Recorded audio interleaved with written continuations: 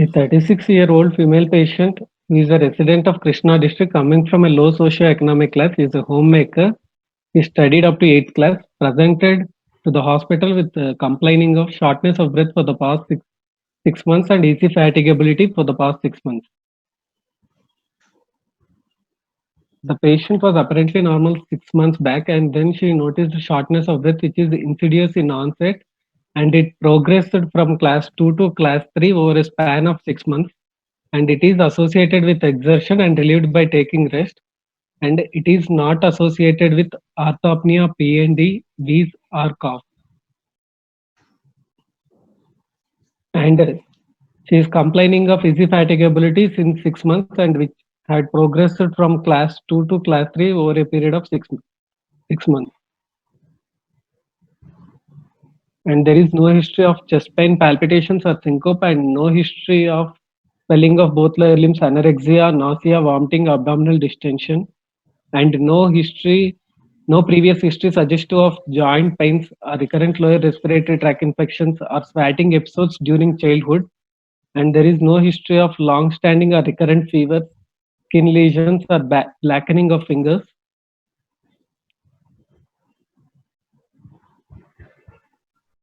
And she has no history of similar complaints in the past, and she is not a known case of hypertension or diabetes, old pulmonary tuberculosis, or chronic kidney disease, and no history of previous major surgeries, and no history of similar complaints in any other family members, and no history of congenital heart disease or sudden cardiac death in family members.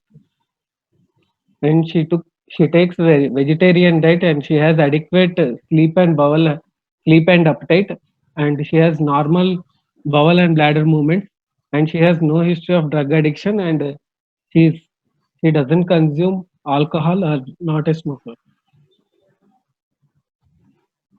Her menstrual history is significant. Her cycles are irregular. So mother's antenatal that history is also very important, no?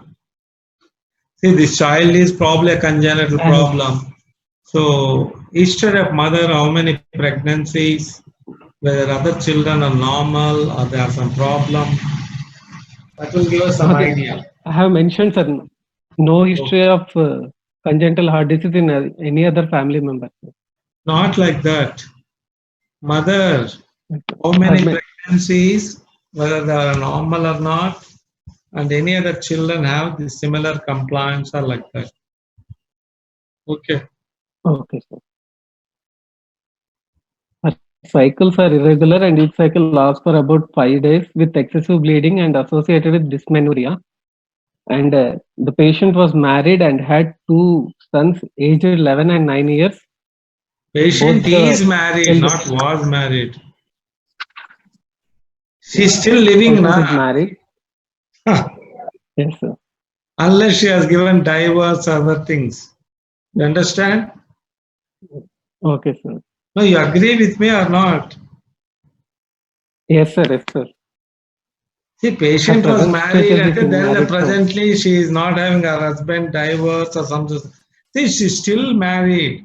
So it's a, what do you call that sentence, tense? Present continuous. Present continuous. That is, it goes on. See, sun rises in the morning. That happens yesterday, today, tomorrow also like that. So now she is continuing to be this one. Okay. Okay. She had 2 children who age about 11 and 9 years, both by normal vaginal delivery. In both the deliveries, the antenatal and the perinatal period was uneventful. And she was diagnosed as having anemia secondary to multiple fibroid uterus by her gynecologist and was prescribed iron and folic acid supplementation. And she was not evaluated further for the cause of anemia. Okay, from history, what do you think?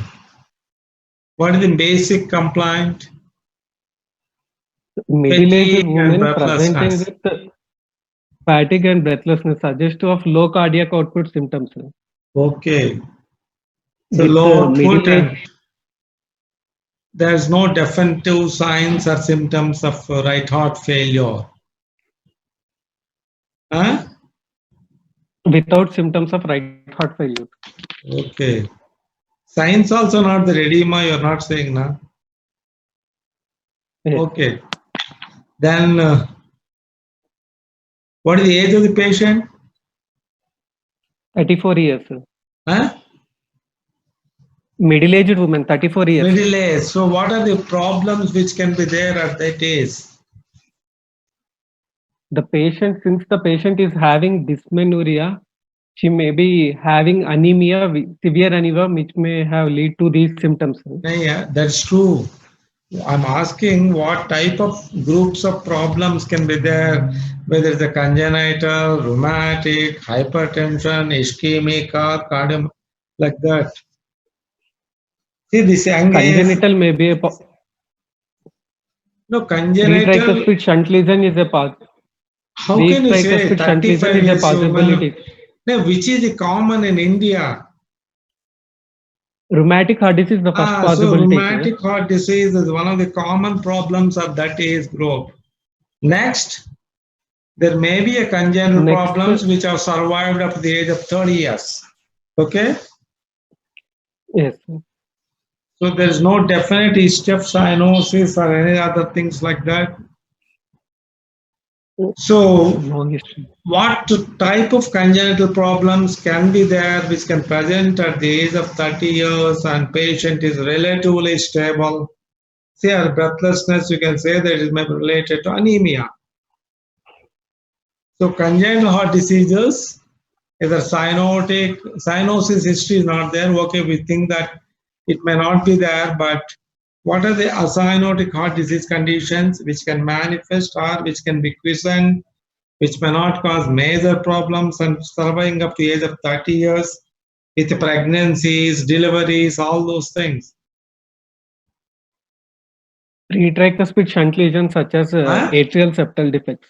Okay, atrial septal Pre-tricuspid shunt, atrial septal defect.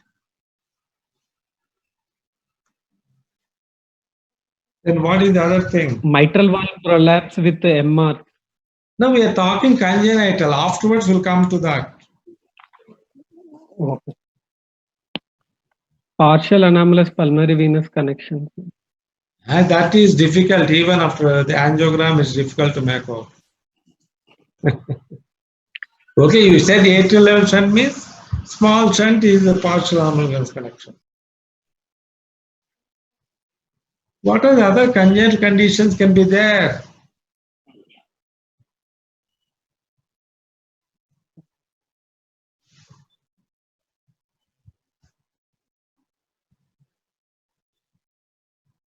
What, Sandeep? See, a VSD is there. Small to moderate VSDs can be asymptomatic. They do a normal life. You understand? Okay. PDA also. PDA is unlikely. Why? PDA. No, PDA is unlikely. Why? Small duct can be there at that age, but usually it is not. Why? There is a high chance of infective endocarditis. Yeah. See, that's a continuous murmur, and some doctor would have made out some murmur is there, you go on evaluation like that. So unusual that PDA is not recognized at all. A small VSD, some short systolic murmur is there, which you may mistake it, or you think, okay, because of anemia. But a PDA murmur, continuous murmur is usually even a basic doctor will say something is abnormal, okay, please, like that. So that is unusual. No, as for epidemiology or all those things into consideration. Then what are the other congenital disorders? See, pulmonary stenosis patients can be all right. They need not have any symptoms like that. Aortic bicuspid valve, they can be all right. And all the patients of mitral regurgitation, all those things can be all right. See, like that, all those conditions can be there, congenital only. Then other conditions, rheumatic, you can see rheumatic also sometimes mitral regurgitation or AR, those things may be asymptomatic. But the mitral stenosis will present very fast. So you have to keep all those things into consideration. When a patient is coming with that, you think probably it's a congenital and acyanotic. Okay. Primary pulmonary hypertension is also a possibility for women with middle age group. Okay.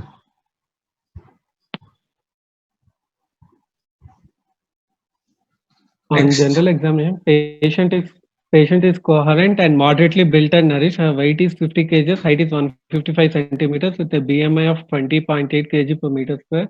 Her upper segment is 73 centimeters and lower segment 72 centimeters.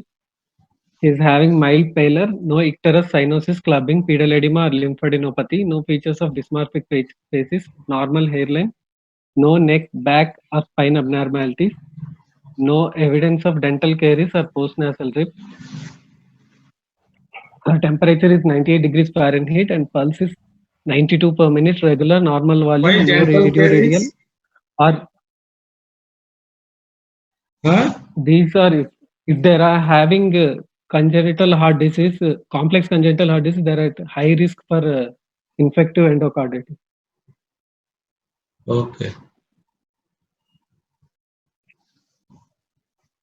Pulse is 92 per minute, regular, normal volume, no radio radial or radiofemoral delay, no special character. All the peripheral pulses are felt and synchronous with each other. And the blood pressure is 110 by 70 mm of Hg in both upper limbs and 114 by 72 mm Hg in both lower limbs. Her respiratory rate is 16 per minute, which is regular and thoraco-abdominal type. JVP is pulsatile and 2 centimeter above the sternal angle of fluid with a normal and equal A and V waves, normal X and Y descent with normal respiratory variation of JVP. Abdominojugular reflex is absent and no venous sound. So what does it mean? JVP is normal or elevated? Normal JVP with equal A and V waves. That is normal. Okay. See, slightly A is prominent and V in a right-sided thing, but it is very difficult to make out clinically. Okay. Yes. See, graphic record also 3 to 5 millimeter will be there. So mean is one will be 5, another will be 4, like that. It's very difficult to make out the difference. So A and B are C normal. So JVP is normal basically.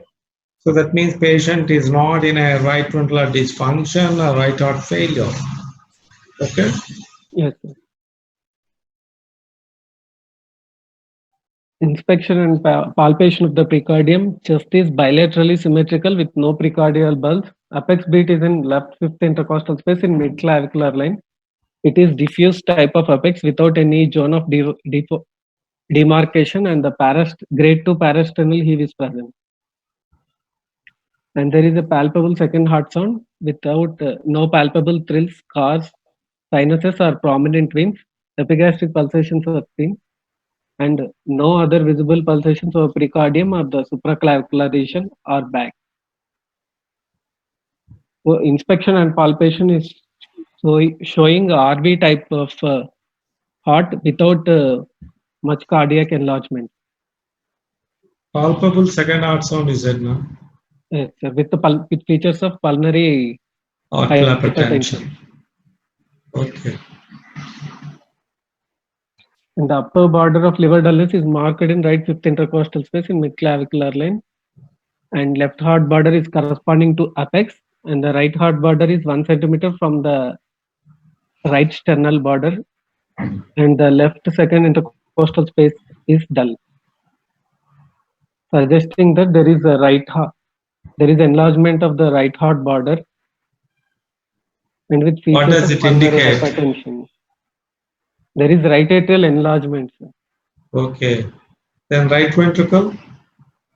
Right ventricle, it is corresponding to the RV type of apex with the lateral shift. No, right ventricle is enlarged or not? Hypertrophy and enlargement is there or not? Yes, sir. It is there. Because parasternal lift you said, apex is RV apex. All those indicate that definite RV enlargement and RV hypertrophy is also there. So there is a right atrial enlargement also is there. Then left heart looks normal from your palpation now. Okay. S1 is normal in intensity. S2 is both A2 and P2 are heard with a wide split with a loud P2. No wide fixed split is present. No S3, S4 clicks See. are opening snap. Okay, see your description of parasternal lift, all those things suggested that probably it's a pulmonary hypertension. You understand? Yes, sir. But here you are saying a wide split, that means it cannot go hand in hand. So your appreciation, see, even just like LV, even parasternal lift can be made out. Same thing, if it is a significant amplitude, brief duration, it is suggestive of more of a volume overload. Whereas if it is a sustained lift, it favors more of a pressure overload like pulmonary hypertension. So like that, even just like left ventricle, as you know, whether low pressure TR का क्या example है sir? Huh? What is that? Tell me. Let us clarify doubts here only, not in the exam. Hello? Who is that person? It's not responding, sir. Don't hesitate, Babu. Okay, see, like that, even a right ventricle can have a hyperdynamic RV or a significant hypertrophy with a lift, like that sustained lift. So you have to say that even in palpation, there is a parasternal lift is there, which looks more of a hyperkinetic type. I feel it's more of an RV volume overload rather than a pressure overload. Understand? Yes, sir. Huh? Yes, sir. It is. So,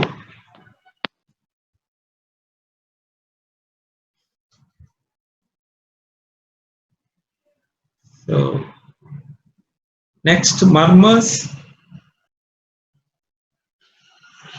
A short, medium pitched crescendo decrescendo systolic murmur of grade 3/6 with early peaking was heard over left second intercostal space and not radiating to any side, best heard with the diaphragm of the stethoscope in supine position in inspiration.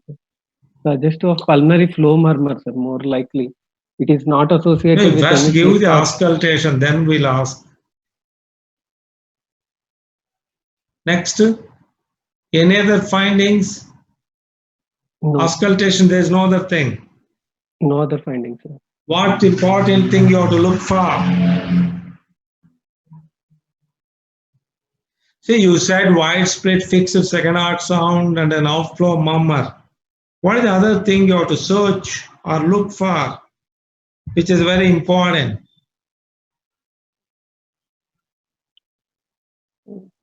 So you have to look for a tricuspid flow murmur, diastolic murmur, Yes. because that will show how much, whether it's still Significant shunt is there or not. shunt is large or small or what is happening. All those things, you know that. So you are not looking for that. So always you have to see that once you think that the second sound is widespread fixed, then diagnosis is obvious. There's no different diagnosis. Atrial level shunt. See, atrial level shunt may be at any level. It may be a sinus venosus defect, or it may be a second defect, or it may be an ostium primer, or it may be a TAPVC with a cyanosis, like anything is that. So all atrial level shunts, widespread fixed second heart sound. So then our idea is now, you said it's outflow murmur is there. Then also look for the right ventricular third heart sound and a diastolic flow murmur, which shows clearly that patient is having a significant shunt.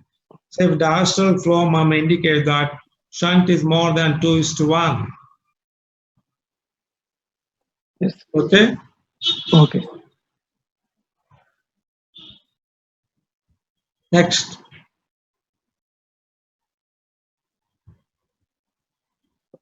That's all auscultation? Yes, sir, that's all. So what are the positive things you made out from auscultation? Wide fixed split second heart sound with loud P2 and a pulmonary flow murmurs without click. Okay. Suggestive of large non-restrictive ASD with No, with your increased- finding, you cannot say. You did not demonstrate any RVS3 or tricuspid flow murmur. How do you say it's a large shunt like that? No, I'm telling what is the clinical lacuna which is there in this presentation. Huh? No, you might have taken from some place, I don't know, I have not seen that. But that point is very important. You understand? Yes, sir. Huh? Yes, sir.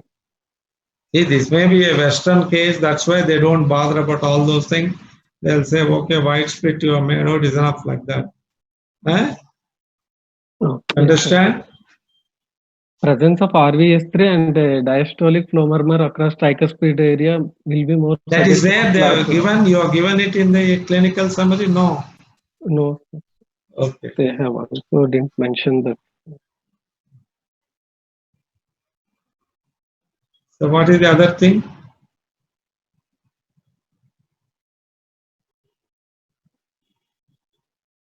Other systems normal. Okay. Normal, sir. Okay. What's your diagnosis? Cytosolitis levocardia, congenital acyanotic heart disease, maybe a large non-restrictive ostium secundum ASD with significant left to right shunt, with moderate to severe pulmonary hypertension in sinus rhythm with mild anemia, with no evidence of infective endocarditis, not in CHF, presently in NIHA class 3. Okay. So there's a secondum ASD set non-restrictive. How do you confirm, or what are the findings to say that?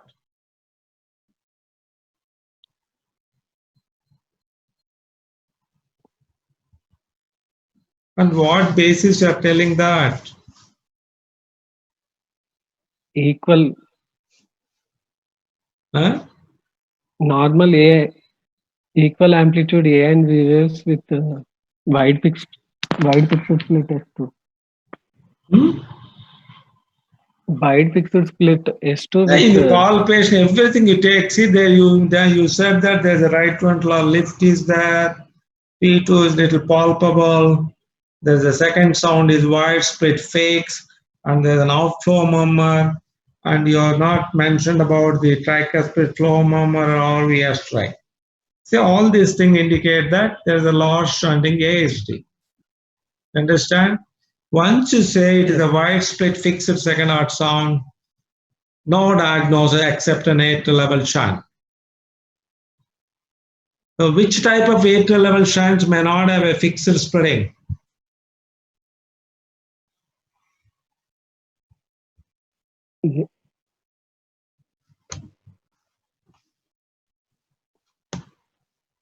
Sandeep, see fixed spreading is not that, that's characteristic, but still it is an atrial level shunt. What do you suspect?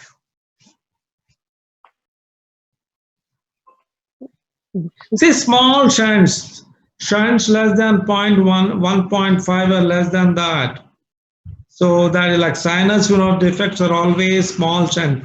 The defects are very small, like 7 or 8 millimeter, and shunting is very large like that. They may not have. See, electrocardiogram may be normal, X-ray may be normal. Clinical also, you don't make out except a brief murmur. Second sound is not fixed spreading.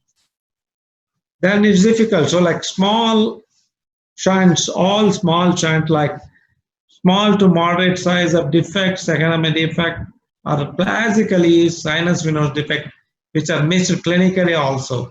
Even after X-ray, electrocardiogram, echocardiogram also you can miss unless you see carefully or unless you do a transesophageal echocardiography. That too with care. Routine TE, you may miss sinus venous defect unless you look for that. So like that you can miss them. Next, as you said, sometimes partial anomalous is very difficult to make out, even with TE, all those things, so leave it out that. So any small shunt can have, atrial level shunt can have a normal spreading. That means, normal means no doubt it is widespread, but it need not be fixed. Last time we discussed why you have a fixed splitting wide, all those things. Huh? Yes, sir. Yes, sir. So what are the points to say that its shunt is more than 2:1? Here we don't have any evidence except say that some right ventricular enlargement like that. Tricuspid flow volume overload is the RV volume overload with tricuspid flow murmur RVS3 will show that shunt is more than 2:1. So you have written PAH. You feel that it is an hyperkinetic PAH or obstructive element is already setting. hyperkinetic. Sir. How do you say?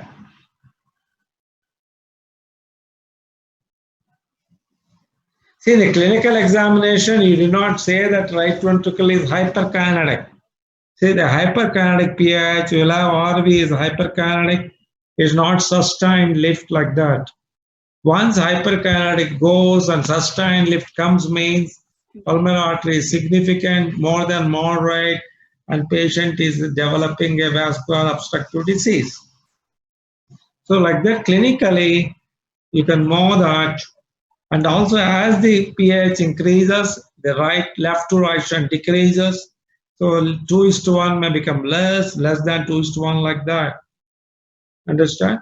So that shows that probably here in sinus the moderate, probably it is still an hyperkinetic one, I think, especially with anemia and all those things. So you said no evidence of infantile carditis. What is the chance of infantile carditis in ASD? Is a low risk category or moderate risk category? Low risk category, sir. Low risk. Why?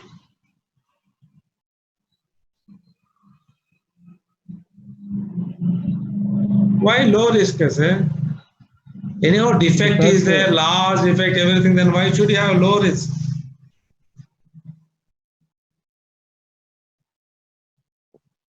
is the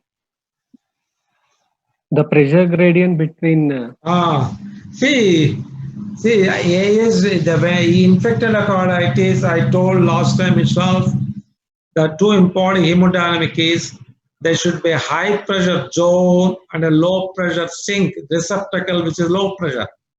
Then you have the nidus will form and infected carditis. Like what is so here it is a low pressure system. Mean pressures are 5 to 10 like that. Both sides there's no difference. There's no turbulence at all. So the chances of developing infected carditis is very unusual. Rarely it can develop, but unless they have some mitral valve prolapse or other things, then they develop on a mitral valve. So in that way, you can have it. So what are the other things you have to look for on atrial septal defect? See, once you make ASD, that's simple. But you have to go all out and see any other things associated abnormalities are there. What are the common abnormalities which you have to look for? mitral valve prolapse. Yes, prolapse or to go next.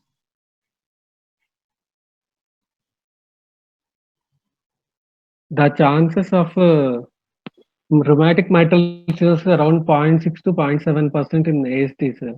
So mitral stenosis also can be there in our Indian setup. Okay. Next. Yes, any associated defect like VSD or duct is unusual, but more commonly pulmonary stenosis is commonly associated with ASD. Understand? So pulmonary stenosis can be there. So if there is a pulmonary stenosis ASD, how will they present?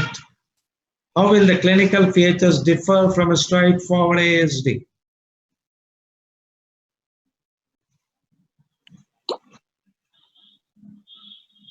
When do you suspect that there is a pulmonary stenosis problem associated?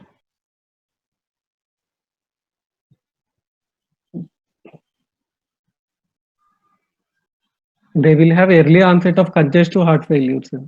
Yeah, they don't go for heart failure. ASDPS also will never go for heart failure. More important is, see the right ventricular lift is little more then the murmur, the outflow murmur will be long. It may be grade 4 or grade 5. Sometimes thrill may be there. If a thrill is also there in the outflow murmur, suspect associated PS. And the second sound, no doubt, is wide split, but the P2 may not be very loud. P2 may be a little normal looking like that or little hypo, this one. So in that way, then you say the more important is PS, you will have the right ventral lift is little more, and you have a grade 4 or grade 5 murmur with a thrill, probably suspect that probably associated PS is there. Okay? Then electrocardiogram, those things will show you differently. See, we think that ASD is a straightforward, simple, but there are so many clinical combinations which you can ask and we can elicit whether you have a sound knowledge of our clinical knowledge of this one. Okay? Okay. Okay, next. This is the chest X-ray PA of the patient showing mild cardiomegaly with enlargement of the right atrium. Significant is there. CT ratio will be 60 or 65 like that. 60%. Significant cardiomegaly. Okay.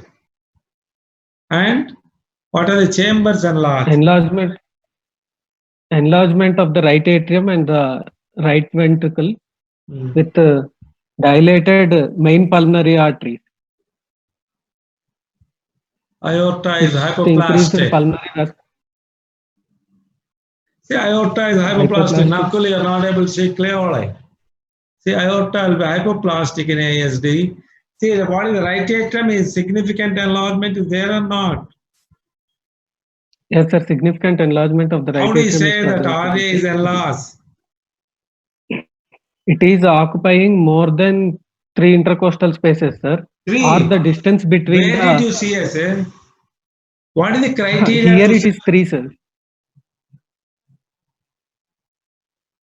Which book? Say more than 2 intercostal spaces, not 3. Say more than 2 intercostal spaces. Here it is 3, just hear me. Routine, all clinical purposes, if it's occupying more than 2 intercostal spaces, or probably between the 3 ribs might have written like that. So 2 intercostal spaces, that is enlargement. There are other objective criteria, NIH has given like that. For the midpoint, the maximum RA diameter is more than, some books give it as 6, some books give it as 5. So like that, if it's more than 5 centimeters, again, it shows that it's a right atrial enlargement. You understand? So the diameter of the right atrium from midline is more than 5.5. Some initially they used to 6, but some books have written now 5.5 like that. So if you say more than 5, indicates it's a right atrial enlargement. Okay. Where do you read 3 spaces where? Sir, here in this it is around 3 intercostal space. I am telling that one, sir. In this. Okay. And the distance between the SVC joining the right atrium to the lower border of the right atrium should be more than the distance between the IVC to the mandibular sternum, sir. And it's difficult to make out. The lower part is more. No, that is not the thing. The standard books give it as from midline, what is the diameter of the right atrium, maximum diameter. Wherever it is maximum border is there, you measure it. So the NIH has given it as, initially they said 5, now the books write it as 6 centimeters. Some books write as 5.5 centimeter like that. Okay, next. Shunt vasculature is there. Yes, sir. Increased pulmonary vasculature is present, sir. So still shunt is large, or there is a pruning or developing of a significant pulmonary hypertension? Shunt is large. Large. It's not very clear. Vasculature is not clear. Actually, periphery, it is not much at all. It's all dark lung, you are saying. Probably there's a significant PAs that are developing. Okay.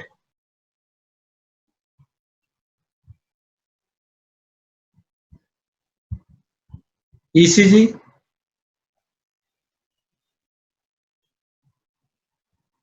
ECG is showing, it is a standardized 12-lead ECG showing normal sinus rhythm with a normal axis, showing incomplete RBBB pattern with the slurring of the R waves in the inferior leads.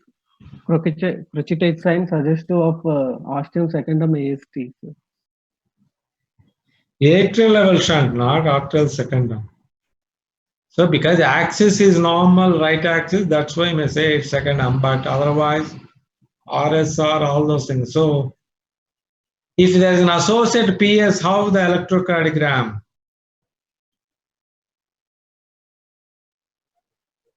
There will be RVH, sir. RVH. So then what is the criteria for RVH in an incomplete RBB?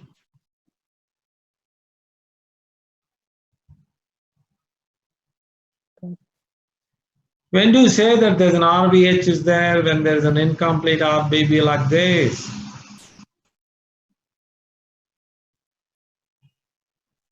More than 5 mm. Not 5. If the R by S ratio is more than 1, straight away you can say that the RVH is there. That may not be seen at all. So some books give, what is that?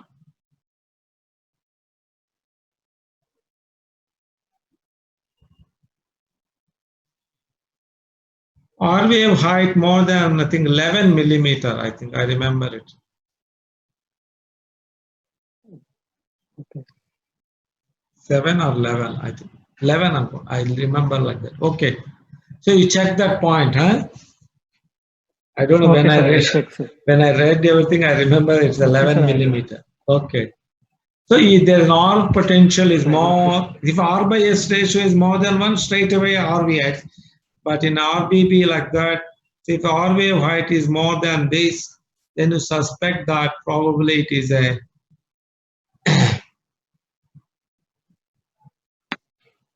okay, 11 only, I think, because not the small prime R. Prime R is should be more than 11 millimeter. Then you suspect that associated RV hypertrophy and probably associated pulmonary stenosis. Maybe that you have to suspect like that. Okay. Any bundle branch blocks? Are we okay? Any AV blocks are there? So in ASDs, you have to always look for AV blocks. Sometimes first year block or second year blocks can be there. And also look for the axis. Y axis is very important.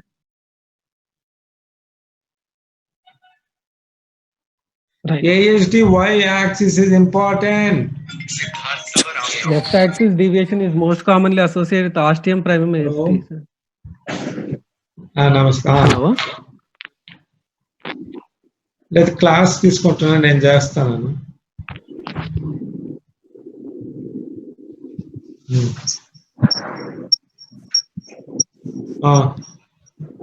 Tell me. Left axis deviation is most commonly associated with ostium primum. Left axis deviation indicate that is the cushion defect, atrioventricular canal defect, and if it is an ASD, most probably it is an ostium primum defect. Okay? So like that axis is very important in atrial septal defect to rule out whether it is a ostium primum or secundum like that. Clinically, if you have mitral regurgitation, you can think that the mitral regurgitation may be related to mitral prolapse also, but prolapse will have a click. So if you don't have a click and only MR, you are not sure whether it's related to prolapse or due to ostium primum. But when electrocardiogram is given, diagnosis straight away, you can say that it is an ostium primum defect or atrioventricular canal defect. Okay? Okay.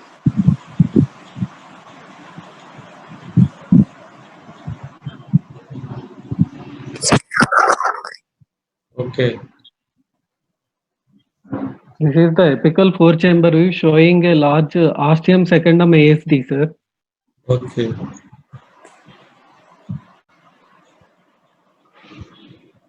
Apical four-chamber view showing a large ostium secundum ASD. What is the size of the defect? Here, This video, they didn't take that measurement, sir. Could not find that measurement. Okay. It may And be this is a nearly 20 subcostal view millimeter showing. like that. Okay. Yes, sir. So And large. this is a subcostal view. Huh?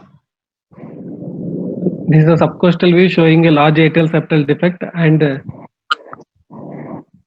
is showing a significant left to right shunt, sir. Okay. Color Doppler showing significant left to right shunt.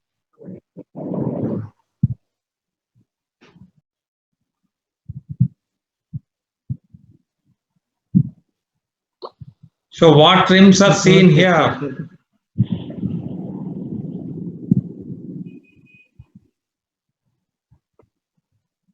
Others also can answer. It's not necessary to only Sunday.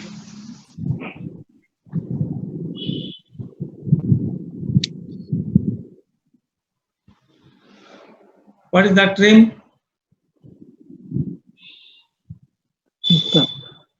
Huh? See, it's the posterior retroventricular rim. See, classical fourth chamber without aorta coming in between. It's the posterior structure that is the crux of the heart, that where mitral and tricuspid all are joining. Even the aortic wall comes there. So that is the posterior or retroventricular rim is very good. What is this rim? What is that rim? Posterior inferior. Not inferior. Because figure it is inferior, saying inferior. Heart, where is it? In this figure, yes, it is inferior, but in the heart? Superior. Ah. Superior, posterior superior inferior. So superior rim is also good. In the other view, you can see very clearly. Okay. Next. Late. Any MR is there or not? They didn't put that one clearly. Okay, you can see clearly that posterior rim is seen, superior rim is also very good. Okay, next. That's all? That's all, sir. I could not get that remaining videos. Sir. I could not get the remaining videos, sir, of other views. Okay.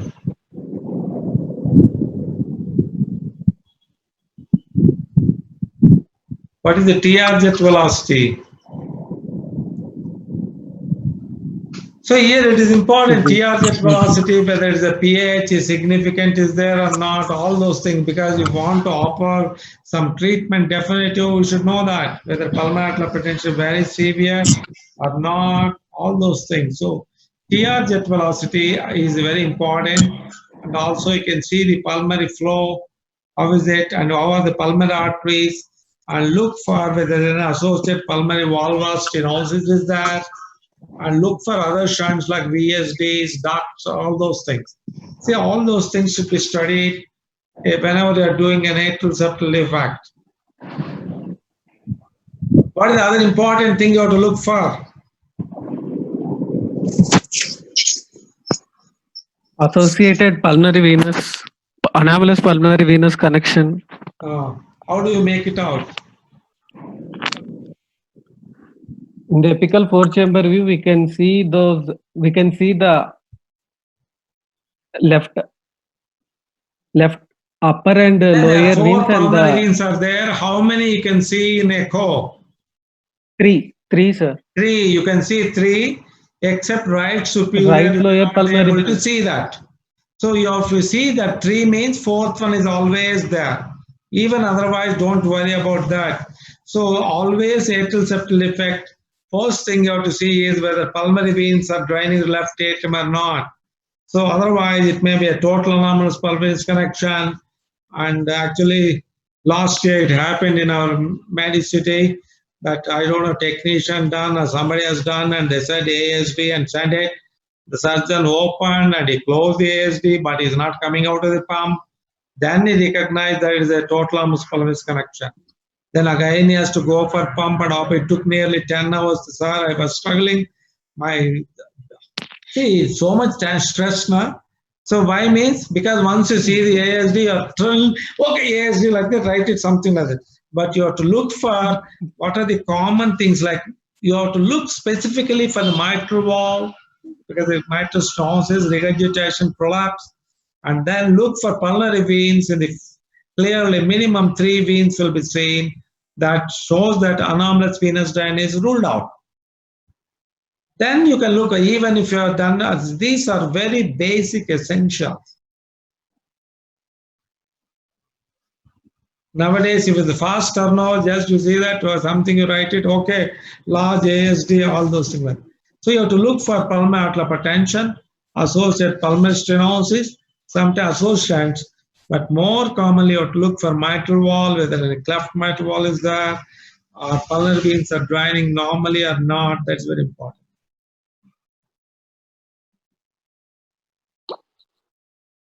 So what do you advise for this patient? If the echo is clear, sir, I will see whether there is significant pulmonary arterial hypertension is present or not, sir. Okay. After that one, if there is a moderate to severe pulmonary hypertension, I will assess the severity of pulmonary hypertension, whether there is any vascular, whether there is any involvement, pulmonary vascular obstructive disease. It's a right to left shunt only, then no bidirectional shunt, nothing is there, no? Yes, sir. So what do you see? You do a TE and see whether it is rims are all good or not, whether it can be feasible for a device closure or not. So if you are subject to a surgery, then you can think like that. See, here it looks that probably still she may be operable, because still it's all left to right shunt only. There is no right to left and bidirectional or mixed or minimal, nothing is there. So mitral valve is normal, no prolapse, no MS, no MR. So you need not do anything like that. Just close the ASD and come back. So you can do a device closure, but I can't advise from straight away from this. This echo is completely incomplete. We don't know the pulmonary arterial pressure status. The more important is you have to do a TE, assess clearly all the rims, and then take a decision whether this young lady, 30 years lady, can be subjected for a device closure. Okay? Okay. So in the day, if you are doing very well, then we'll ask about how do you do TE, what are the rims which are important, all those things. Otherwise, we don't bother, because you know that, okay, these are a little difficult for these people. So what are the rims you have to assess? SVC and IVC rim, sir. Then? Superior vena cava and inferior vena cava rim, sir. It should be at least 5 mm, sir. Okay. Then what are the other aortic rim is also important, sir.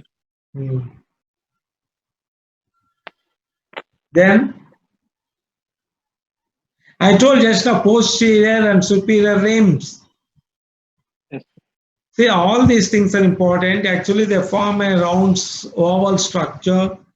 So you will have 360 degrees like that. Minimum 270 degrees rim should be good. If there's a 90% defect like that, you can still cover it up with a defect device. But if it is more than 100 degrees deficiency, is there difficult to close it. And more important is the IVC rim. IVC rim is the most crucial. If IVC rim is not there, even all the other rims are good, it's very difficult to put it, it's not advisable. There are some people who have done, experts have done, that's okay. They have done through jugular approach, and even the IVC rim was deficient. They did device closure. That's not for all the routine purposes, like garden variety, like in Vijayawada or Hyderabad or Delhi, like that. Only unless you're an expert, you take all precautions and a TE guidance, you have to do that. Okay.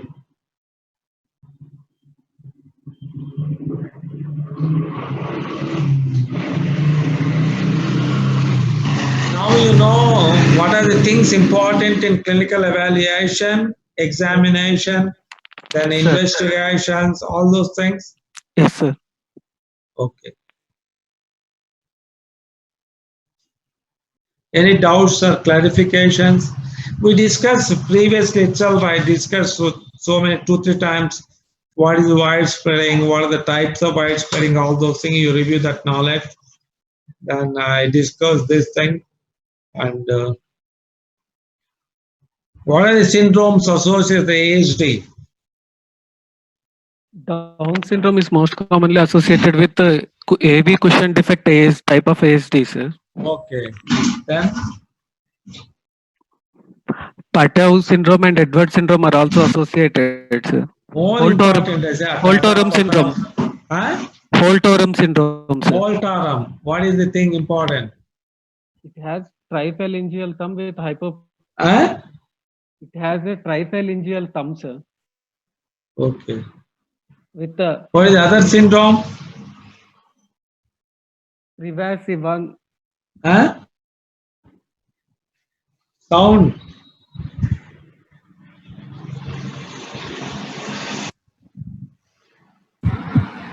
Sir, Sandeep sir, check your mic once, sir.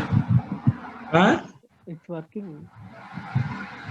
The Ellis Van Creveld syndrome, sir. Ellis Van Creveld. See, ASD means first you have to say that Holt oram, Ellis Van Creveld, then you think of Patava, Pitava, all those things. Okay. Huh? Okay. Sir. What is Ellis Van Creveld? It is associated with dwarfism, sir. Dwarfism. It is associated with dwarfism, polydactyly, syndactyly. More important defect, I say, not this one. We have a common atrium. Common atrium, sir. There's a large defect, either a single atrium or a common atrium is more commonly with Ellis Van Creveld. Holt oram is mainly radial head agenesis. Huh? Yes. Okay.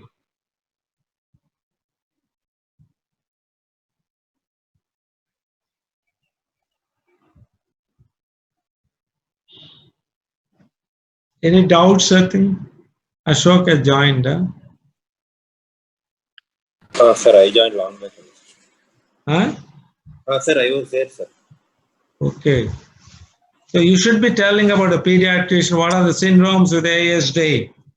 Holt oram, Ellis Van Creveld, then? Edwards, Patavus, Holt oram. And then down all those things again, AB cushion defects. So once is the cushion means always associated ASD is there, like ostium primum type, like that. Okay.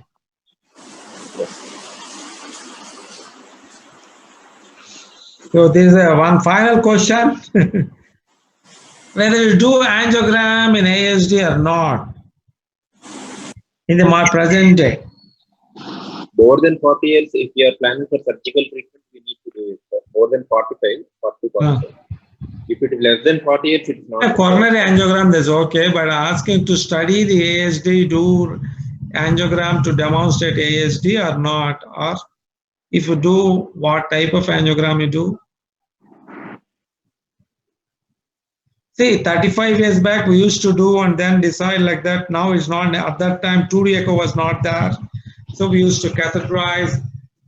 But still, to come to demonstrate, sometimes you do a pulmonary follow-through. You inject into the pulmonary artery and you see that that contrast is followed as it goes to the pulmonary arteries, veins, comes back to the left atrium. Then it will fill the right atrium, right ventricle. That shows that probably there's a definite defect there. You can measure the defect size, all those things like that. Nowadays, we don't know. Otherwise, sometimes you inject into the right upper pulmonary vein or left upper pulmonary vein, right upper pulmonary vein, and in the fourth chamber you record, then you can see that the four chambers clearly and the septal defect will be clearly delineated like that. So this type of the angiogram nowadays nobody does, but especially now you also have MRIs there, you can get an MRI done to know the defect, all those things. But usually angiogram is not done. If it is not available, so somebody asks you or to say that PF follow-through angiogram is there to demonstrate the atrial septal effect, or you can inject into the pulmonary veins and directly visualize the defect in a 4-chamber view.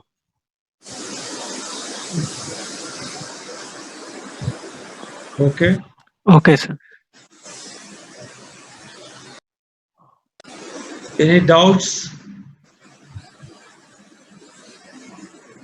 So in the clinics, you may think it's a straightforward, simple case, but so many things can be asked and evaluate whether the candidate is reasonably all right or not. You understand? So don't think that knowing diagnosis is over. No, diagnosis is only a part of it. No, for everyone I'm telling. So that's why you have to be thorough with what at all. See, we don't ask a very high sounding all those things unless the candidate is very good. See, here all simple things we're asking. Clinically, what are the lacunae, then investigations, then echocardiogram, what you are supposed to do, basic, and then discussion, minimum thing like that. Okay? Okay, sir. What do you think your performance, Sandeep? Need to improve a lot, sir. Huh? Need to improve a lot, sir. All you giving 5 stars, how many stars you take?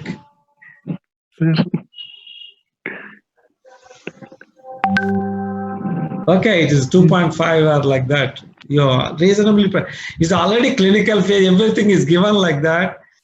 You should have added some of the things, not straight away taking like that. Okay? Yes, sir. They have not given anything, sir. That's why. They have not given, that is true, yeah, but I'm telling you can add it up. Yes, sir. For completion. Yes, sir. Okay.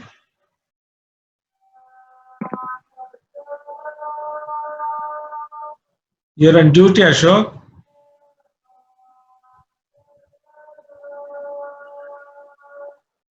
You're on duty? Ashok? Ashok is on duty. Ashok sir, yesterday night sir, Ashok sir's duty. Okay, it's all right. See, this Wednesday, what are you talking? See, I sent one review article has come in NIJM about the infected endocarditis. Native wall infective endocarditis. Amen, native wall only. We have discussed prosthetic wall once already before.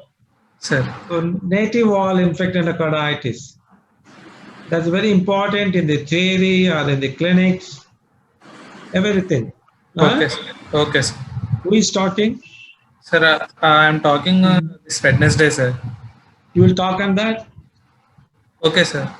No, I'm asking what you are talking. I thought of talking DORV, sir, double outlet right ventricle. Sir, I will take up next Saturday, sir, then that native infective endocarditis. Huh? I will take up a native infective endocarditis or next Saturday, sir, because in Saturday we'll have clinic. Okay, sir. Okay. Let us not have a seminar like thing, okay? Yes, sir. Clinics, even discussion or you're talking lecture, that should be a clinical, like that's third art, some those things I accept it. Okay? So Wednesday. I will speak on native wall infective endocarditis, sir, Wednesday. You will speak on that? Okay. Yes. Because that is more important. DORV may not be asked so much like that. Huh? Okay, sir. Okay. DORV subsequently can talk.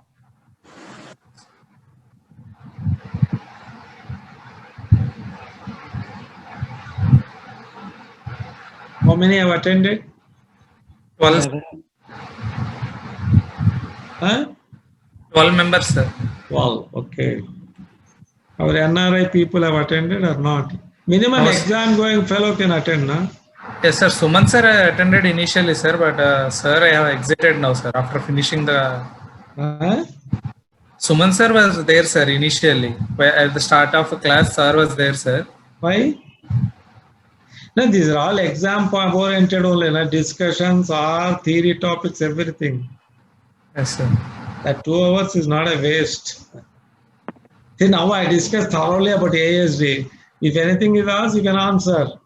Otherwise, all these things will not be getting in the books.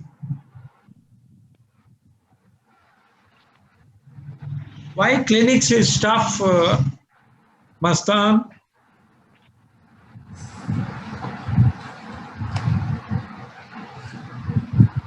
Yeah, you read so extensively, but why you find it difficult?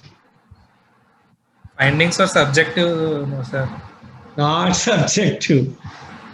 This is mostly the important is you have to make out clinical findings, all those things that you might not be okay. Leave out that. More important is the bedside clinic, everything. Mostly you ask about the practically routine day-to-day activity. So you think that they're all very simple, easy, and you forget about that. Understand? Okay, sir. If I said I ask only thing, what are the associate conditions look for, how all those things. That is a routine, you have to practice it.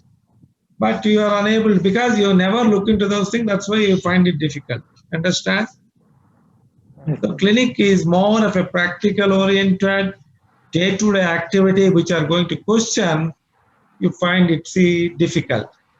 Because you never concentrate on those aspects.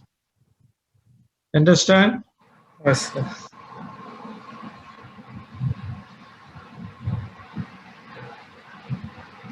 And also by experience, we gain it. I don't deny that. You're all starting, so that is true. But still, my daughter was telling, what daddy, you are tutoring just like MBBS students. I'm tutoring them like that, but still I find it difficult. Huh? What, Ashok? I'm spoon feeding so much. I did like this all these 30 years. Understand?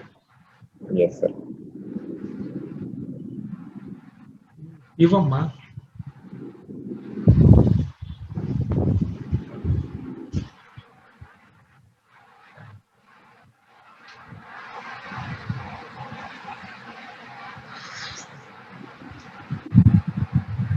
I think next week I have to go to Nims, I think, examiner. I'll have more stress. If the candidates do well, it's okay. Otherwise, we'll be in stress situation. Krishna ready.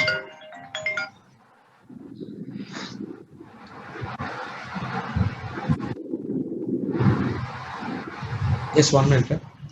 Hello.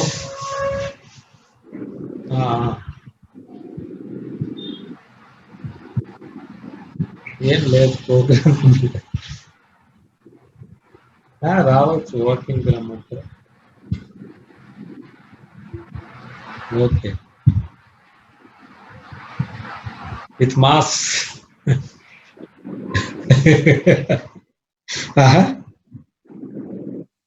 Okay. Okay.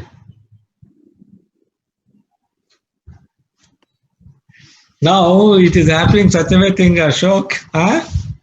Sir. My friend is given a ring, sir. Sir, tomorrow morning we'll go for walking at 7 o'clock. Because walking also coming by, everyone is worried to come out now. Yes, sir. So he fixed up appointment. Tomorrow all the three of us will meet. So that we can talk something and relax a little.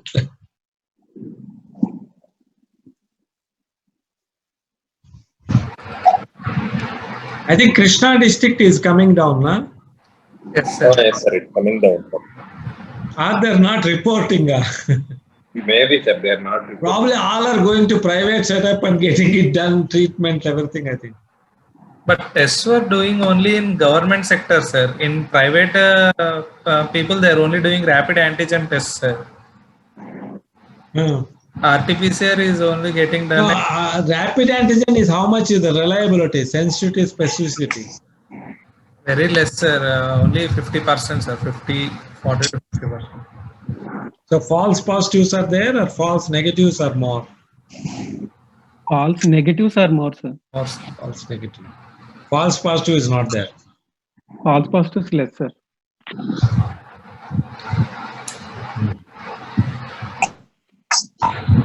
This PCR also only 60%, na? Yes, sir. Yes, sir. 60 to 70%, sir. Sensitivity of PCR, RT-PCR.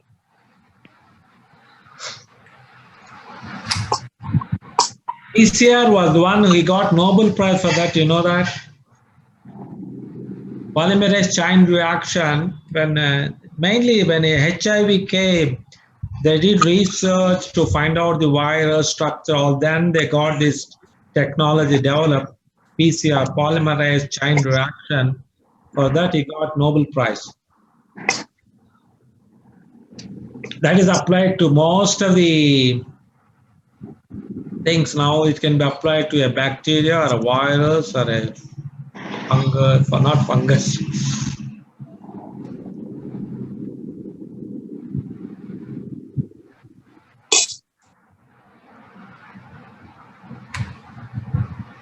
Okay, thank you. See you all. Okay, sir. Thank you, sir. Thank you, So sir. Wednesday, I think infected endocarditis, we will have it discussion. Yes, sir. Yes. Now that article maybe I not going to cover it, but you can supplement it if something is there from a textbook also. Okay, sir. Okay, sir. Okay. And basic things like that. And also you have to know about what are the media, where are the enriching media, what are the media used, all those minimum names you have to know. Okay, sir. Oscar, Okay, sir. what is the anaerobic media commonly used? What are the aerobic media commonly used? What is the enrichment medium where you take the blood sample? Huh? Okay, sir. That you cover it up. See, I read it nearly some 40 years back, and at that time, Brownwall itself has written extensively about that, blood cultures, how to take, all those things. And once, I think there was a review article also like that, and I read it thoroughly. Now I remember forever. Especially, I tell people like you, I'll remember for another few years more like that. That is advantage or disadvantage.